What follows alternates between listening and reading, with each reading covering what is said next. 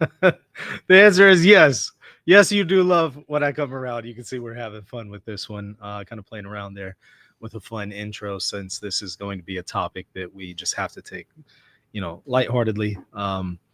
So not fully quite a comedy hour, but maybe somewhere between that and a serious show. And so you can see I'm wearing the Mario Kart shirt, right? A little casual.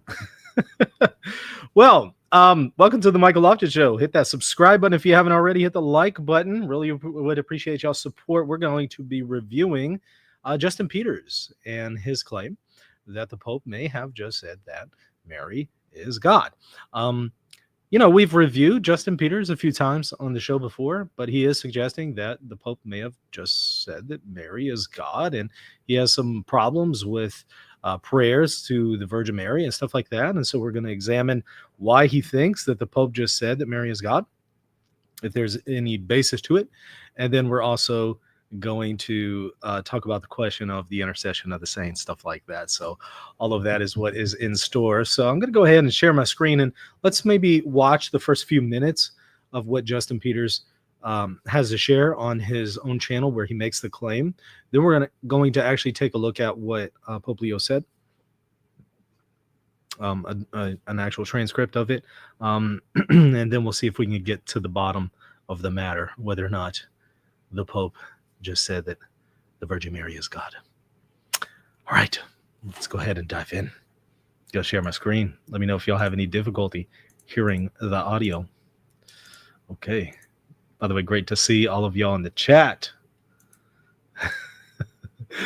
I see it's already started against Pope Leo. Batman says yes. We saw yesterday some Catholics, some Eastern Orthodox, and some Protestants saying that Pope Leo has denied papal supremacy. So we had to address that fake news. And now we're going to address this one, which, spoiler alert, is somewhat fake news, right? I mean, there's a grain of truth. You'll see where this is coming from. But ultimately, I kind of have to classify this one as, fake news. Okay. And so it begins, Joey says. Yeah. Just can't catch a break, from all the fake news. Just can't even have a week off, Victoria says, don't ban me, bro. She's a faithful follower of the channel and saw the show earlier. Good deal. All right, let's go ahead and dive in again. Let me know if there's any difficulties hearing the audio. Let's see what Justin Peters, he's an evangelical, so Protestant evangelical pastor. Let's see what he has to say. Just call Mary God? Certainly seems so.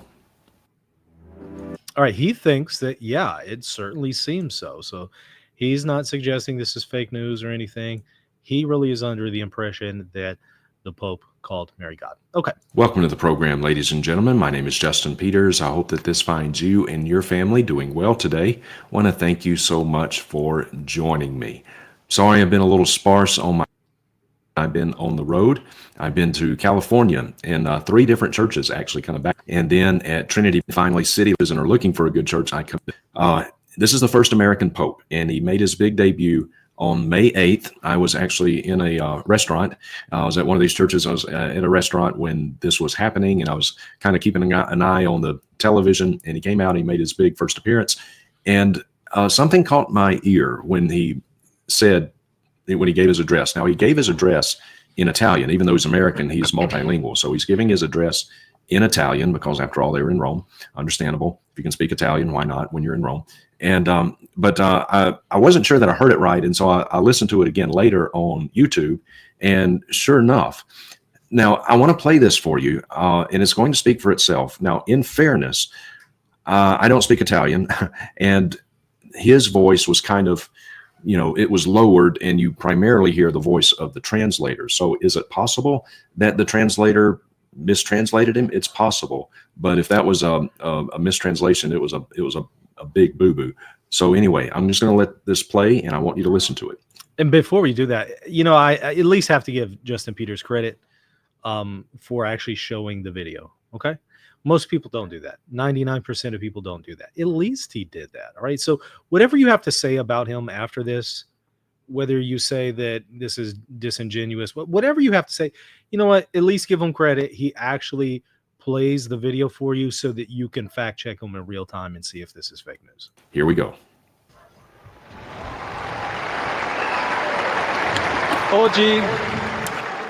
Today, il giorno della supplica alla Madonna di Pompei. this is the day of the supplication to the Madonna of Pompeii. Our Mother Mary always wanted to accompany us and be near us, to help us with her love. And I should like to, therefore, pray together with you. Let us pray for this new mission, for the entire church and for peace in the world. And let us ask for this special grace from Mary, our God. Ave Maria. Okay.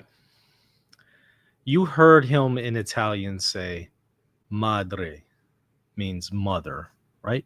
But did you hear the translator say instead of mother, he said God, which I think is probably like Dios or some form of that in Italian, right?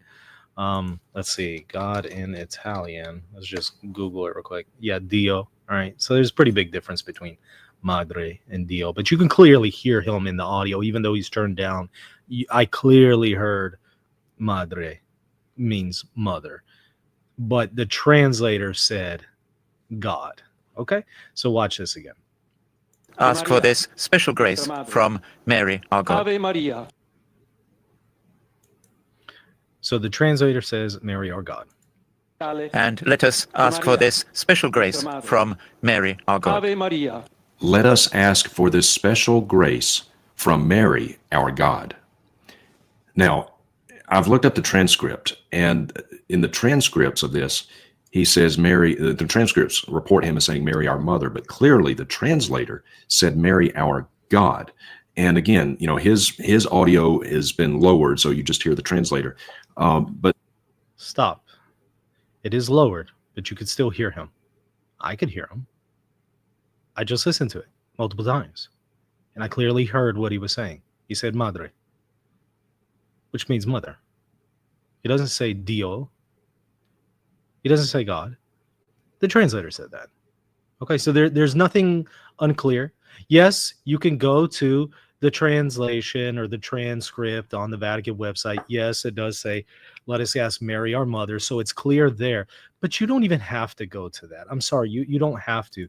You can just listen to the audio that Justin Peters provided to hear him clearly say, madre, mother, nothing about Dio. The translator is the one who said God. Listen once more if you're unconvinced.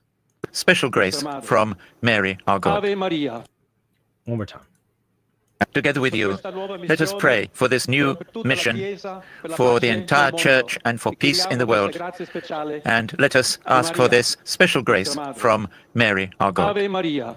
Now, I don't know if Justin Peters has a hearing disability or something. That could be the case. I'm trying to be charitable here. Maybe he has a hearing disability. But all he would have to do is just ask a friend who doesn't have a hearing disability, if he has one. I don't know if he has one. If he has one, just ask a friend, hey, can you listen to this real quick? Does he say madre? Does he say Dio? Does he, you know, I mean, I can clearly hear. There's nothing here. There's nothing to this. The translator got it wrong. There's no need to suggest that the Pope said this. There's no uncertain terms. There's no uncertainty. There's no ambiguity. It's a clear-cut, open and shut case. Why even do this? Why even do this? It honestly seems like an intentional way to somehow poison the well, disseminate fake news under the guise of, well, you know, he's really low, so you can't hear him. So I don't know. Maybe he said it. Come on, Justin. You know perfectly well he didn't say that. And again, if you don't know that, maybe if you can't hear very well, you can ask a friend. Okay, phone a friend. And the friend will tell you, okay, he said madre. You don't even have to know Italian. Okay? You don't. This isn't hard. So I do have to question the motivation here. I don't think that he's really under the impression that there was a possibility that the Pope actually called Mary God. I don't think he really believes that. I think he knows that's not the case. But I think he's trying to bank on the fact that maybe some people can't hear him, and he's going to sow some doubt and introduce some ambiguity, and then you'll see where he goes with it next, right? But let's continue to listen to him. I do think this is in bad faith. I do think that, and I'm very hesitant to accuse people of bad intentions, but I think this one is pretty certain, right? Okay. And in the transcripts of this, he says Mary, the transcripts report him as saying Mary, our mother, but clearly the translator said Mary, our God. And again, his audio has been lowered, so you just hear the translator. You don't just hear the translator. You hear the translator and the Pope. You hear both. That's just factually not true. But those two words in Italian, God and mother, are not related. I mean, they don't. That's correct. They are not. They don't even sound alike. So if the translator blew it, that's a big miss. I agree. I think that translator is ridiculous. I don't know how you could butcher a translation that badly. I don't know what's going on with that guy. I don't know if he had a long day. Maybe he had. I had a long day. By that point, I was streaming for over 8 hours straight by the time that announcement came out. So maybe he had a long day or something. I don't know. He dropped the ball clearly somewhere there. I don't know what's going on. I can't make any sense out of a translator doing that. Maybe he needs to pursue a career in something else. Okay. All right. I'm not going to defend that. That's absolutely ridiculous. I don't know how you butchered that. So if you want to say like the translator just needs to be fired or something or pursue another career, okay, that's fine. But you don't have to do a whole show about this or suggest that this was actually a possibility of something that the Pope said. So I don't know exactly what he said. Yeah, you do. Yeah, you do. Yeah, you do. But if he did say Mary, our God, dear friends, that's bad. Now, let's just give him the benefit of the doubt. Let's say he actually did say Mary, our mother, and for some reason. You don't have to give the benefit of the doubt, Justin. Let me pause there. You don't have to give the benefit of the doubt. There is no doubt. There would be doubt if his audio was muted. Also, by the way, this isn't the only audio version, right? There are plenty of other people streaming it with no translation. So you can actually go and hear the audio of him speaking in Italian and just the raw Italian. Okay, so this would have been easy for you to verify, Justin, even if you were somehow under the impression that you couldn't hear anything here, but you can. Even if you can't, okay, fine. There's a million other sources that were streaming the audio in just Italian with no live translation. You could have easily found out that's not what he said. There is no doubt. You don't have to give the benefit of the doubt. Benefit of the doubt is given to people where it's maybe a little uncertain. Let me give you an example. I cannot give Justin Peters the benefit of the doubt that he's being sincere right now. I can't do that. Normally, I would give Justin Peters and anybody else the benefit of the doubt and say, well, they're being sincere. They're just misled. No, I cannot give him the benefit of the doubt because it's abundantly clear that he knows better. All right. So, yeah, no, this is not working. But let's continue because he's going to transition into the question of intercession of the saints. That's bad. Now, let's just give him the benefit of the doubt. Let's say he actually did say Mary, our mother, and for some reason this guy translated as Mary, our God. He's praying to Mary. He said, let us ask for this special grace from Mary. Okay, now that's a different question. If you're going to critique Catholicism on the question of the intercession of the saints, okay, that's fine. There's nothing wrong with that. That's fine. That's legitimate. A million people have done it in addition to Justin Peters. Nothing new. But that's a different stream. That's a different title. That the title should not be, did the new Pope just call Mary God, which is the name of his stream? The title should have been, why did the Pope pray to Mary? Isn't that idolatry? That it should be something like that. That's a different question. That's a different matter. And we'll briefly explore it, right? We'll hear him out, see what he has to say, and offer some responses. But hey, look, let's just say Catholicism is false. Let Catholicism be false. Let's say that it's just absolutely not true. That doesn't mean that you get to sow doubt where there's no doubt. You get to suggest that something was said that clearly wasn't said, and it wasn't said.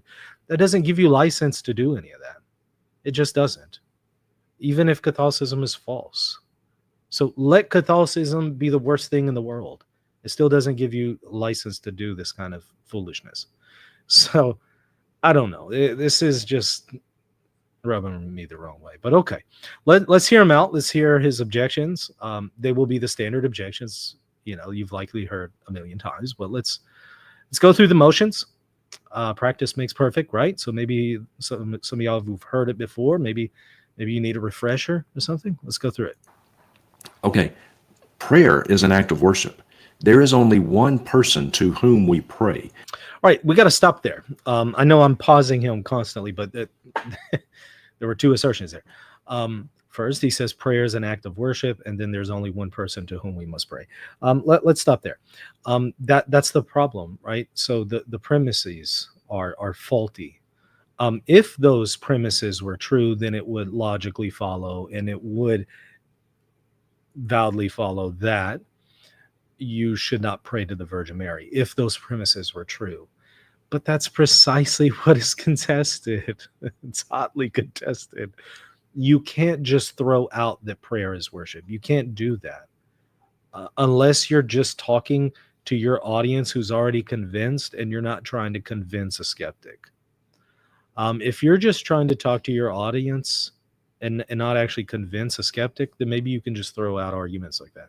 But for anybody who's not a Protestant or is questioning the logic, just simply a blunt assertion like that doesn't work.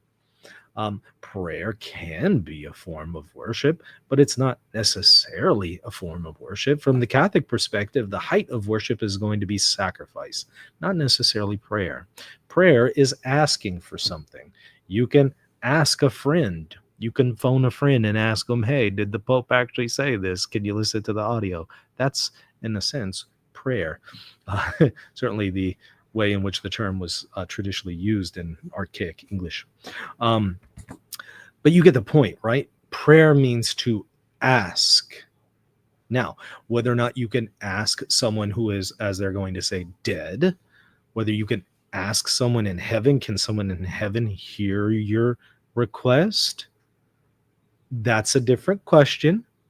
But just the blunt assertion that prayer equals worship, demonstrate that. Please demonstrate that. Where did you get that concept from? Can you show me where that's the case? That every time request is made, request equals worship? Can you show me the maybe biblical basis for that? I mean, even operating with the sola scriptura paradigm, that's fine. Let's go ahead and adopt sola scriptura for the moment, just for argument's sake. Where do you get that from? Where is this notion of request is somehow always going to be associated with worship? Okay, so he's assuming what needs to be demonstrated. That's the problem. Then he says it's only to God that you make these prayers, i.e., requests. I think he knows that's not true. He asks friends to pray for him all the time. He asks them. He's making a request to them. Now, you might say, but yeah, they're alive and they can hear you. They're right next to you. Again, different question of whether or not saints in heaven can hear you. Different question. We can explore that, of course. But the point still remains. He asks his friends to pray for him all the time. That doesn't mean that he worships them.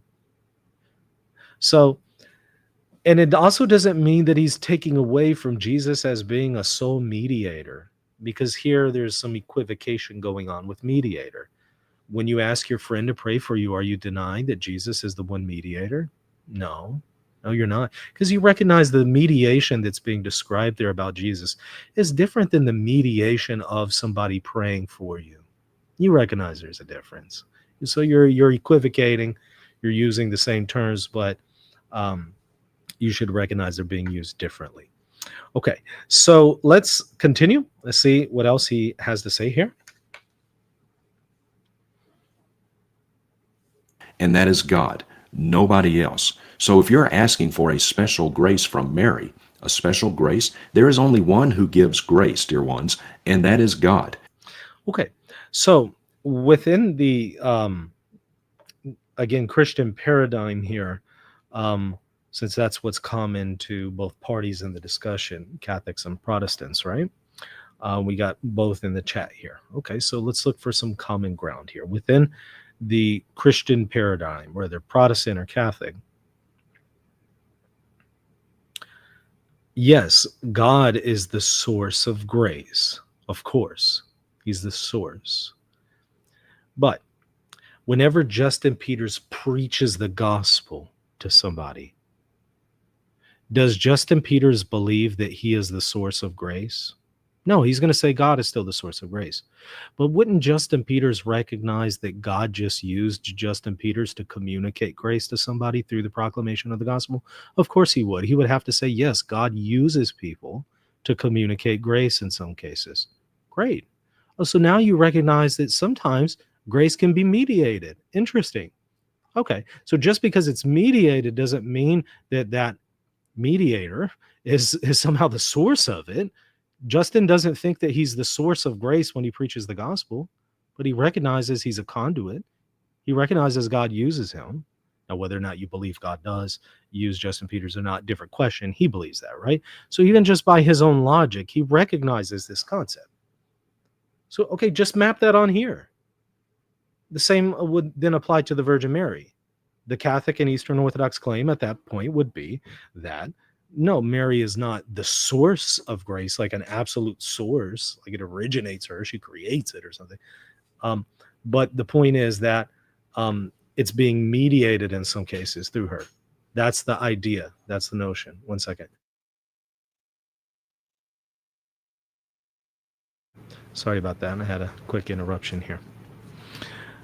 But you get the point, right? So he recognizes these distinctions. He's just not offering them in fairness to the Catholic or Eastern Orthodox position.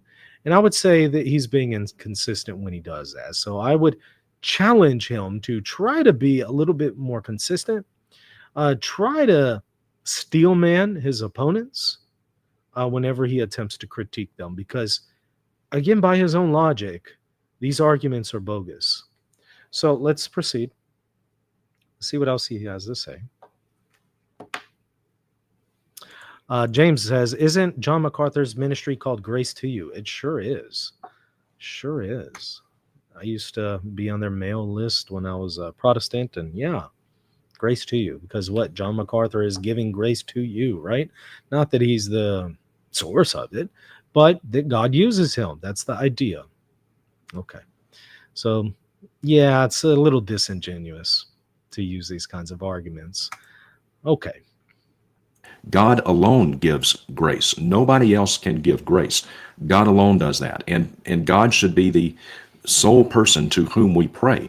Prayer is an act of worship. And so Catholics get really upset when we as Protestants say that, accuse them of worshiping Mary. They say, oh, no, we don't worship Mary. Well, yeah, you do, because prayer is an act of worship. And they pray to Mary. Not only do they pray to Mary, they pray to thousands of saints. Right, so he's just repeating his assertion, but he didn't explain why his assertion is true. Yeah, if you assume that your assertion is true, you assume the premise is true, then yeah, sure. Isn't that what's being debated, though? Right? So if you're a judge, you have someone in your courtroom, and the prosecutor is saying the guy's guilty. The guy's guilty. He did it. Whatever it is, right? Just simply saying that as a prosecutor doesn't mean anything. Okay, Mr. Prosecutor, can you now give the evidence for it? Are you just going to keep telling me in my courtroom that the guy's guilty? Let me be the judge of that. I'm the judge. Present the evidence. Go ahead, get past this. Show me why he's guilty. You need to demonstrate that. But all he did, he's like a prosecutor in a courtroom just telling you, the guy's guilty, the guy's guilty, the guy's guilty, and showing you no evidence. Yeah, if you think that that's legitimate and sufficient to establish somebody's lack of innocence or guilt, then yeah, I guess that works then. But I don't think anybody would say that actually is reasonable, right? You need to offer proof, offer evidence. So these mere assertions, I don't know. I find them not very convincing. Again, even if Catholicism is false, let's say Catholicism is idolatry. Okay, let's just assume it is. He still hasn't demonstrated that. You still need to demonstrate it. Okay, the guy in the courtroom, when the prosecutor says he's guilty, he's guilty, he's guilty. Maybe he is guilty, but you got to demonstrate it. You can't just merely assert it. That they believe that they can also talk to. And lest you think I overstate their case that they pray to Mary, I want to show you some direct primary sources. This is from Pope Pius XII. He lived from 1876, died in 1958. So not that long ago, but this is a prayer, what you call a pontifical prayer that he wrote to Mary. Watch this. Enraptured by the splendor of your heavenly beauty. Already I see a problem. Do you see a problem? Already I see a problem. Anybody guess what the problem is? I know that maybe the text is kind of small on your screen. Can anybody guess? I'm looking in the live chat. Y'all tell me. What's the problem? Well, I actually see two problems. One is a minor, one is a more important one. The minor one is spelled his name wrong, right? That's kind of nitpicky, right? That's not a big deal. Yeah, Pius is not Pious, it's Pius, but that's okay. That's not, the big. What's the bigger problem already right off the bat with this quote? Anybody? There you go, Bradley. Doesn't give the document name. Okay. So whatever this quote is, before I even look at it, it may be authentic. It may be. And maybe I could just do a Google search and see. Joey says no source. There you go. It just says Pope Pius, and it's misspelled, the 12th, 1876 to 1958. That doesn't really tell me anything. Can you give me an actual, proper source for this, please? The reason why that's important is not so much because I'm incapable of just maybe trying to Google what he's writing here. I need to see that he's verified it. Okay? For all I know, he hasn't actually verified this. I need to see that he's verified it. And by showing the citation, that helps me to have some confidence that he may have verified it. Maybe. Okay? But this doesn't really help me a whole lot. So again, maybe an authentic quote. It may be inauthentic. It may be spurious. But I don't know just based on what he's given me. I now have to go and do the hard work and do what he didn't do to begin with. And that is actually verify the quote. But if you're presenting the information, you need to have done that for your audience already. So I got to ding him on that, whether it's authentic or not. But okay, let's see what he says. And impelled by the anxieties of the world, we cast ourselves into your arms, O Immaculate Mother of Jesus and our Mother. Mary, we adore and praise the peerless richness of the sublime gifts with which God has filled you above every other mere creature, from the moment of conception until the day on which, after your assumption into heaven, he crowned you Queen of the universe. Okay, so let's pause there for a minute. I mean, and this is, honestly, it sounds more like a love letter, like a romantic love letter than anything. But he says that from the moment of conception, you've heard of the Immaculate Conception. A lot of people think that the Immaculate Conception refers to the conception of Jesus. It doesn't. When Catholics talk about the Immaculate Conception, they're talking about the conception of Mary. They believe that Mary was conceived of a virgin, that her conception was miraculous, and therefore she was born without the stain of original sin. So they believe that Mary was sinless. Never mind that the Bible says all have sinned and fallen short of the glory of God, and they're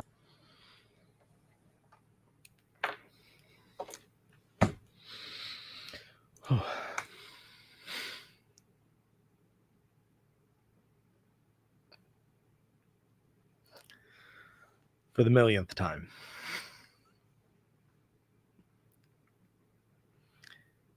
Even if Catholicism is false, this doesn't sufficiently demonstrate what he's attempting to demonstrate. Quoting Romans doesn't get you where you want to go. All have sinned and fallen short of the glory of God. Except you say Jesus is an exception, right? Okay. And you say, well, I think he's an exception because of this or that verse in Hebrews. Okay. That's fine. Guess what? Catholics think that the Virgin Mary is also an exception here because of X, Y, and Z verse from the New Testament, from Luke and others. See how that works? If you get to assert an exception, well, they might potentially be able to do so as well, right? Now, you can debate with a Catholic whether or not their exception of the Virgin Mary is legitimate. Sure. But just simply quoting Romans doesn't open and shut the case. It's not a slam dunk because you yourself recognize there's an exception. Okay. Maybe there's one more exception. Maybe there is. Maybe there isn't. But it's clearly not an open shut case. Clearly there's a discussion to be had here. It doesn't settle the issue. I think this is why a lot of people leave Protestantism, because they see these old, worn out, tired, bad arguments. And they see that Catholics and Eastern Orthodox usually are a step up above from these kinds of arguments and have already anticipated them and responded to them. And they see that the Protestants have just never done a software update. I'm going to keep using the analogy. It's like they're still running on Windows 1998. I remember that, or DOS or something, and they need to hit that reset button. Okay, go ahead, hit that reset button. Go ahead and enable that update, and let's get that newer version of Windows. Right? There's been like probably 20 other versions since then. I don't know how many since 1998, but it's been a lot, right? That's what I feel like is going on. They've just never updated their arguments when there have been sufficient responses to them. And at some point, you got to do that. So like, even if Protestantism were true, and even if Catholicism is false, you still got to do an update to your arguments to demonstrate that Protestantism is true and Catholicism is false. Does that make sense? I mean, okay, let's continue here. Let's see if y'all see this is why I started this out as a semi comedy hour intro there. There are no exception clauses to that unless you happen to be Mary, the mother of Jesus. No, she was born with a sin nature just like all of us are. But he says there are no exceptions to that unless you happen to be the Mary, the mother of Jesus. Justin, you believe there's another exception to that. You believe Jesus is the exception. But okay. All right. They believe the Immaculate Conception. They believe that she was born of a virgin. And also, he also refers to no Catholic and no Eastern Orthodox believe that the Virgin Mary was born of a virgin. No, that's not at all true, Justin. You need to check your facts on this. The Immaculate Conception is not the view that the Virgin Mary was born of a virgin. That might be a common misunderstanding. That is not in the Catholic and Eastern Orthodox tradition. The idea is that Joachim and Anna did engage in the marital embrace, but did so in a way that did not transmit original sin and the stain of original sin. Okay, so we're just getting basic information wrong here. And again, my encouragement maybe to Justin would be, okay, nothing wrong with attempting to demonstrate that Catholicism is false. Go right ahead.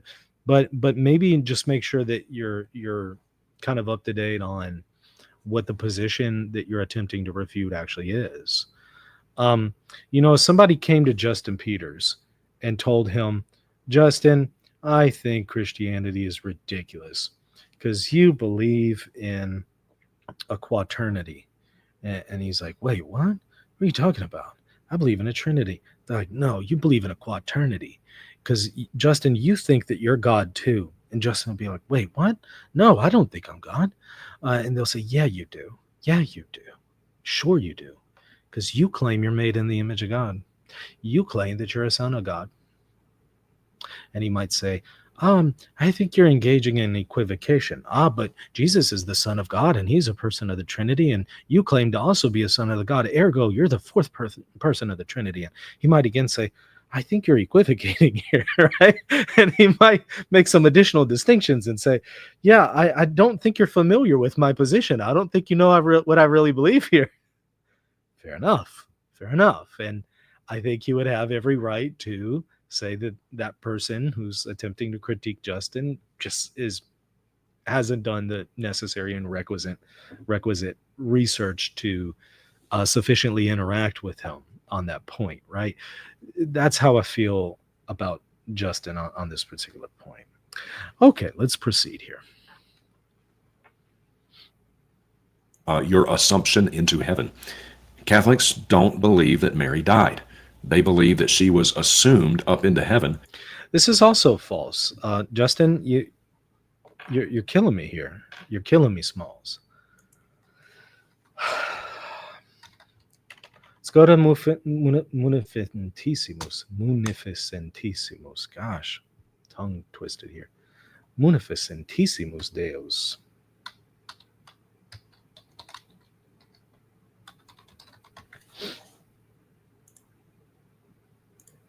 Okay, let's take a look. Munificentissimus Deus by Pius XII. Good old Pius XII, right? Isn't that the one he just mentioned?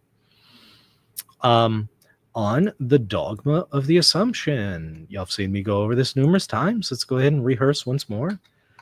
Oh, let's do a keyword search for dead body. Dead body. Talking about the church fathers, he praises them. They offered more profound explanations of its meaning and nature, bringing out into sharper light the fact that this feast shows not only that the dead body of the Blessed Virgin Mary remained incorrupt, but that she gained a triumph out of death. Okay, so the Pope recognizes that she died, all right? But the notion is that she remained incorrupt. What he's misunderstanding is, if you look at the definition, the actual definition, included in the definition is just the notion that she was assumed into heaven. It says nothing about her death. So let's go to the definition where he says that he defines the matter.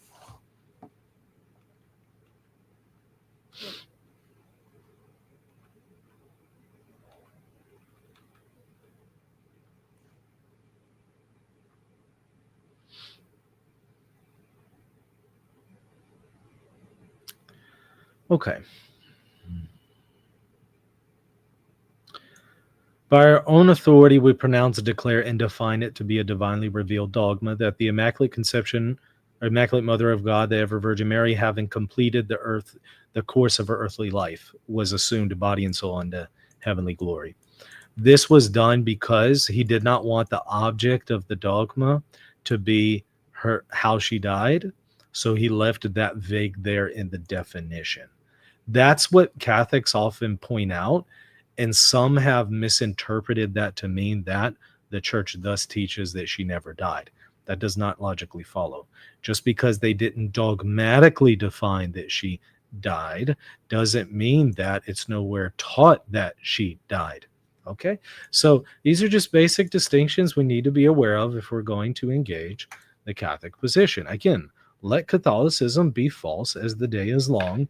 You still haven't demonstrated it. And he also hasn't demonstrated that he has a sufficient understanding of the subject matter to really be in the discussion, frankly.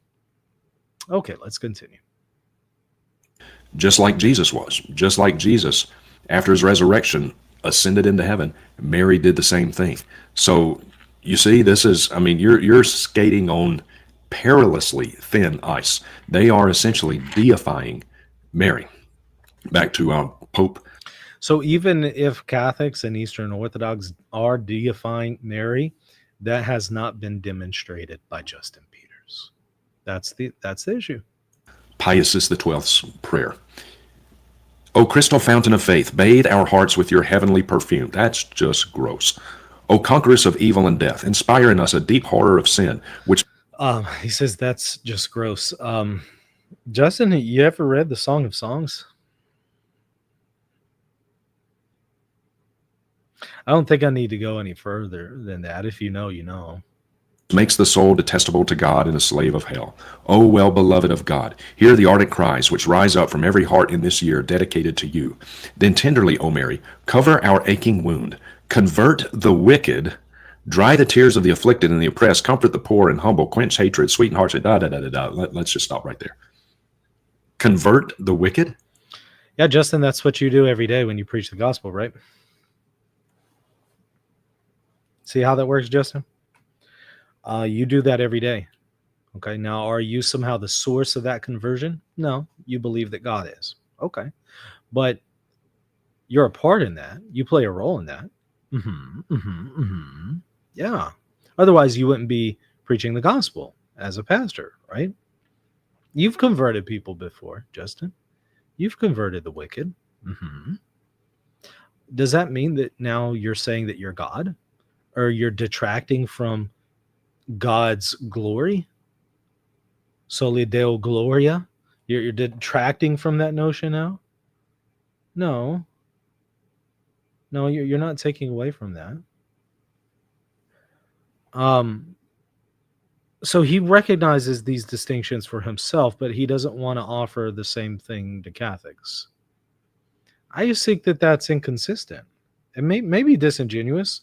Maybe it's coming from a bad place. Maybe it comes from a place of bad will. He's not attempting to steal man and be consistent.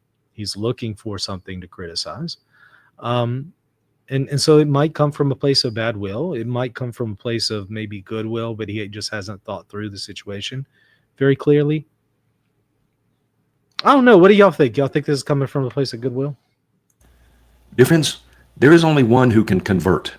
That is God. All right, so never preach again, Justin. The Holy Spirit of God convicts of sin, righteousness, and judgment, convicts of the truth of the gospel. Then never preach again, Justin. Grants faith, grants repentance. Then never call anyone to faith and repentance ever again, Justin. These are gifts of God. Then never call people to those gifts again, Justin. Just let God do his thing. You don't ever have to. You're free. You can go do something else with your life now. You don't have to be a preacher with your career anymore, because God is just going to convert them, and he doesn't really need you, right? He doesn't need preachers, doesn't need people to go out there and do it. So yeah, all y'all just kick back, go watch some TV. Let's play some Mario Kart or Zelda, and let God do everything, right? Only God converts. And yet, according to Pope Pius XII, Mary converts. Do you think that this is coming from a place of goodwill? Do you think Justin's incapable of seeing how, even in his own logic, he makes these necessary distinctions for himself in his ministry, but he's unwilling to do that for Catholics? That is blasphemous. Absolute blasphemy. Well, evidently, whenever Justin now preaches the gospel and converts the wicked, evidently he's engaging in blasphemy. You see, Justin, this can be done to you by people who have bad faith, or people who just want to hold you to your own standards. The same can then just be tossed your way. And now if you get to say, but wait, actually, I'm making a distinction. Yeah, God converts the wicked, but he uses me to do it. Oh.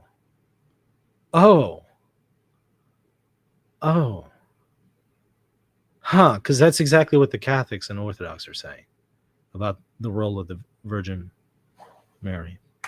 Safeguard the flower of purity, protect the Holy Church. In your name, resounding harmoniously in heaven, may they recognize that all are brothers and that the nations are members of one family.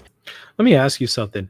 Does Justin Peters, when he preaches the word of God, does he safeguard the faith? I was under the impression that Paul tells preachers to do just that, to guard the deposit of faith. Let's double check. Been a little while since I've read it. Guard the deposit of faith. Isn't that something from the Bible? Seems like it's something from the Bible. Let's Google it. Let's use the Googler. Good old Googler. Guard the good deposit of faith that was entrusted to you. Guard it with the help of the Holy Spirit who lives in us. Oh, he's writing to Timothy, a pastor. He tells Timothy, guard the deposit of faith. Oh. So I guess preachers have to guard the deposit of faith. Huh. That's weird.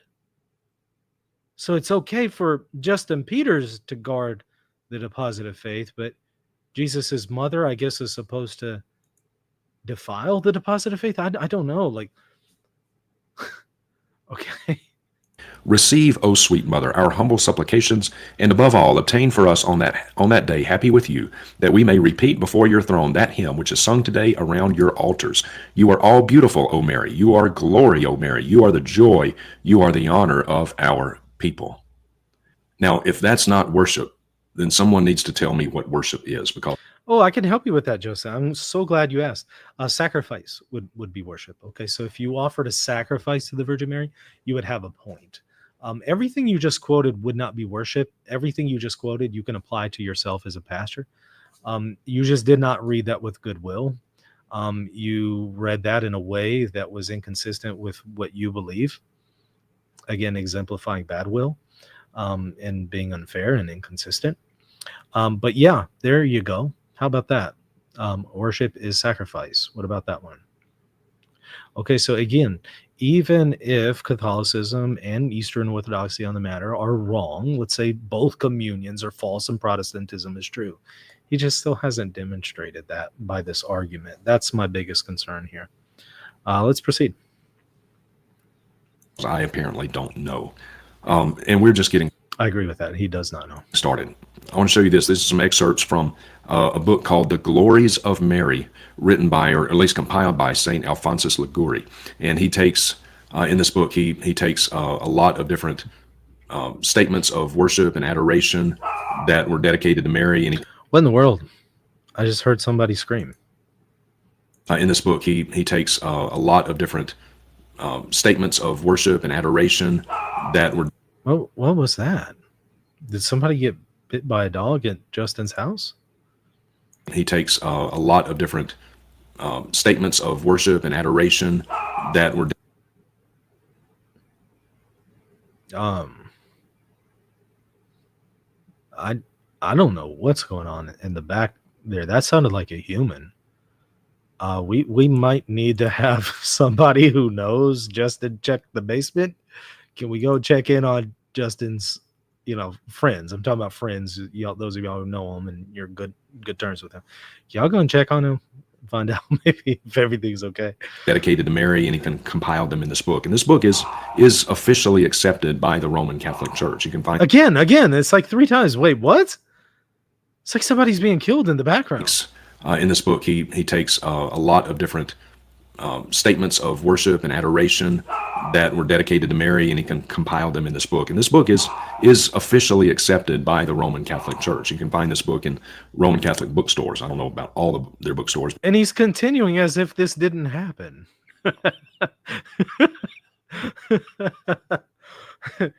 Is this his ringtone on his phone or something? We need an explanation, Justin. You should have paused and explained to people what's going on with that one. We need an explanation.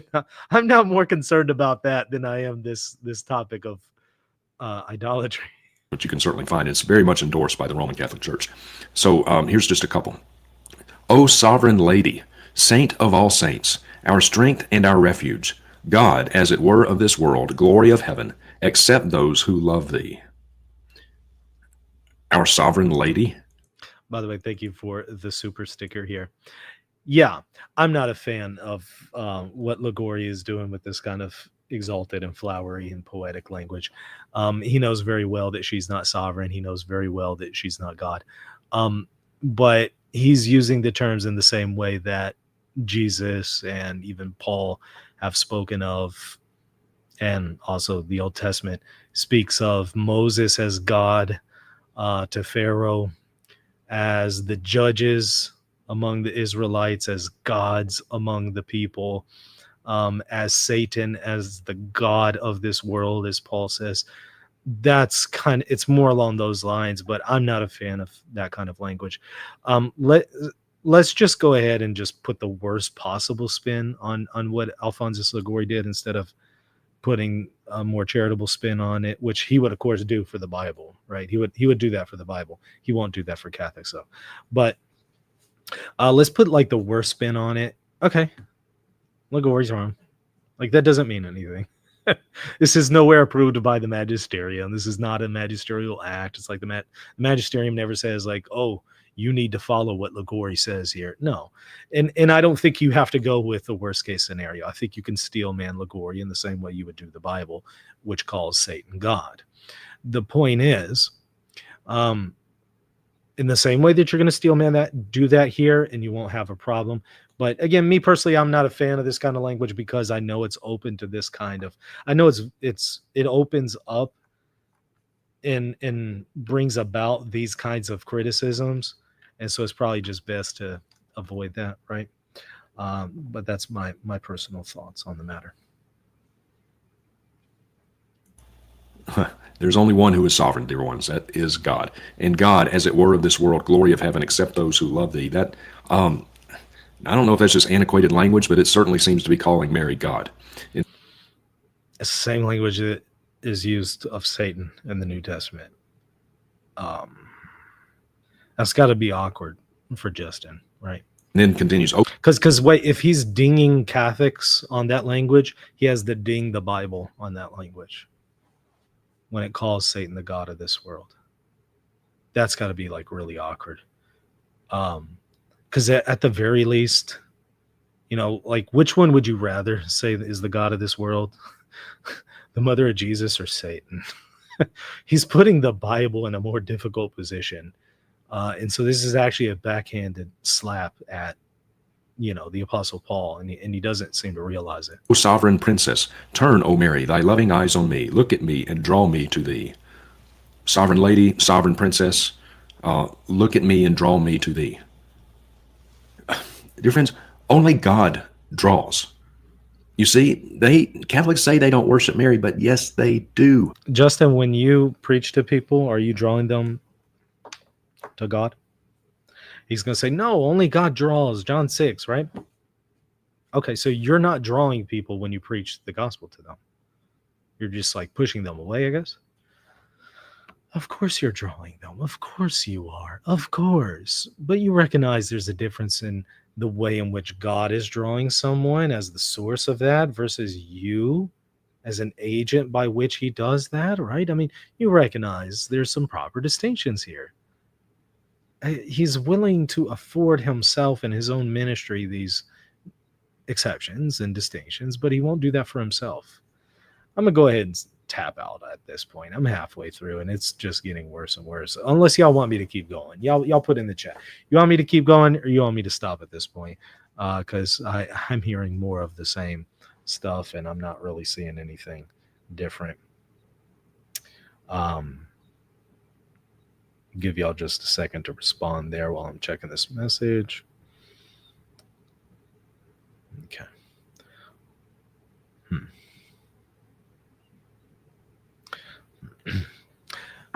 Some want me to stop, some want me to keep going. Repetitive, waste of time. All right, everybody's telling me to just go ahead and stop, except one person. Sorry. Most want me to just go ahead. Let's cut our losses. Let's cut our losses at an hour.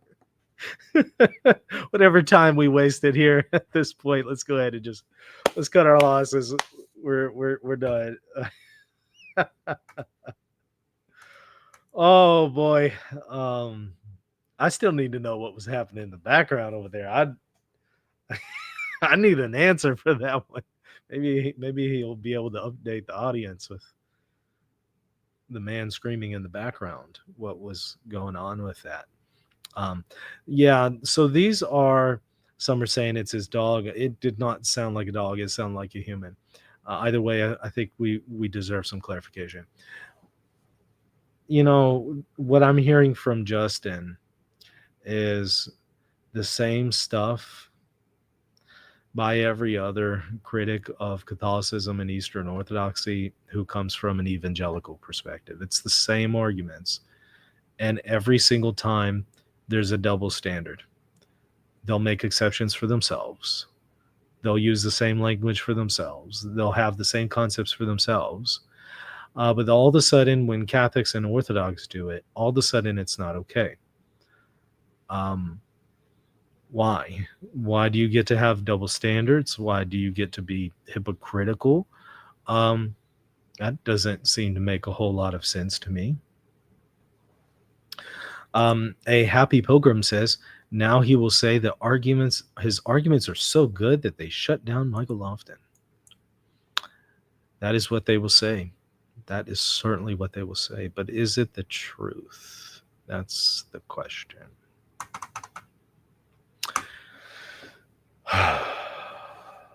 We need a short with just the screaming. That was weird.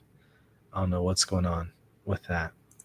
Christine says lack of knowledge, ignorance. Is it that? I don't think it's ignorance in some cases. Seems like there isn't a good faith intention to try to properly understand people. That's my impression. But let's go ahead and reduce the culpability down to mere ignorance, right? Let's go ahead and just, for the sake of charity. Well, that's inexcusable. It would be excusable if he didn't say anything, right? But once you get on YouTube and open your mouth and say something, then it's no longer an excuse. You can no longer afford to be ignorant. You need to know what you're critiquing. In fairness, you will not catch me critiquing something I don't know about. It won't happen. There are some things I know I don't know enough to critique, and I will stay in my lane. Because I know I don't know enough about it to weigh in one way or another. I just have to suspend judgment. I mean, it's the right thing to do. If you don't know, you just suspend judgment. So it's fine if he just suspends judgment on Catholicism, Eastern Orthodoxy, Oriental Orthodoxy. That's fine. If you don't know, okay, just suspend judgment, but keep it to yourself. Charles says Michael knows he can't critique hip-hop.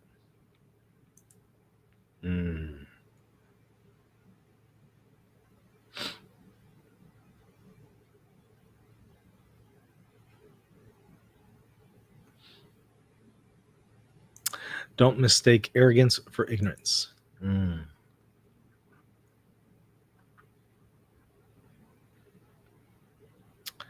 What else we got?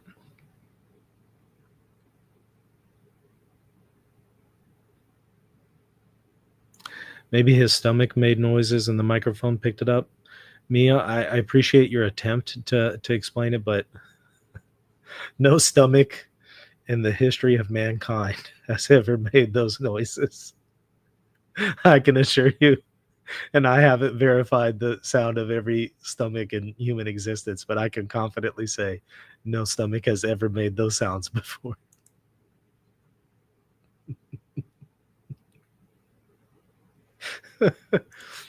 Rules for thee, not for me. It's what it comes across as. So again, let's just say Catholicism is false and Protestantism is true. You want to still demonstrate that with consistent argumentation. You don't want to use an argument against the person you're critiquing or the paradigm you're critiquing if it comes back to refute your own paradigm, right? That's pulling out the rug from under your feet, right? Or trying to hold yourself up by your own bootstraps, as they say. You're really shooting yourself in the face when you use an argument against someone else that then comes back and applies back to you. You're just basically proving that they're wrong and you're wrong at best. You're not helping yourself when you do that. There are stronger arguments against Catholicism and Eastern Orthodoxy in the question of the intercession of the saints, where you don't fall into these kinds of inconsistencies. They're stronger ones, but I don't suspect they're going to pick up on them. So I think they're just going to continue to recycle these arguments, because I do think that they are sufficient for their audience. And that's all that really matters, is that they're telling their audience what they want to hear. I think that's all that they really care about. They're not really interested in converting Catholics and trying to bring Catholics to the truth. I think they're just trying to talk to their own audience.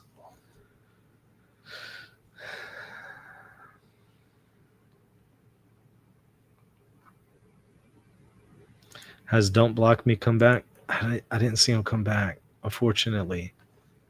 Maybe I drove him away. I was hoping he would come back with another account.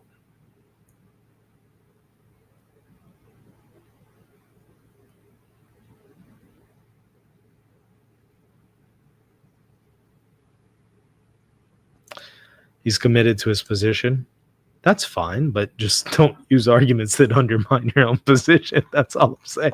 Just trying to help you out. Just trying to help you out. That's all. Okay? I don't believe Protestantism is true, but I'm just trying to help you out.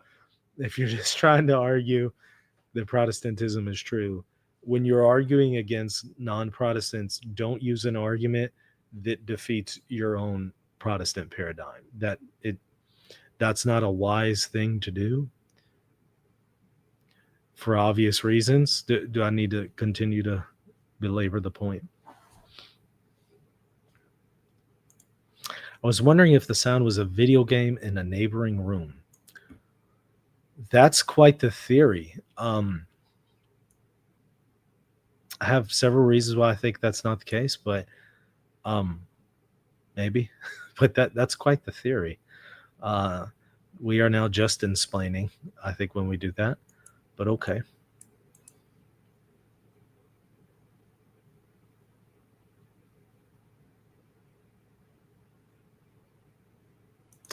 Demons in his house screaming at the glories of Mary being read.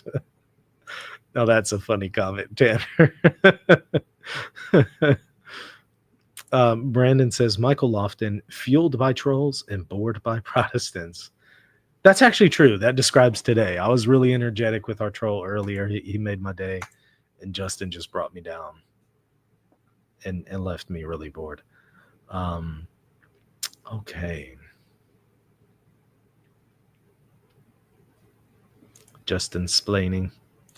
I think you're Justin-splaining when you say that man screaming in the background was a video game.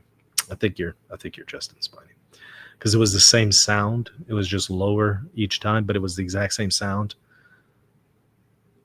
Usually there's a little bit more variety in video games to people screaming. They don't play the exact same sound, the exact same scream over and over. Thus, I think that your Justin-splaining explanation doesn't work. I can't believe I'm actually discussing this. Justin-splaining or steel-splaining? I don't get it.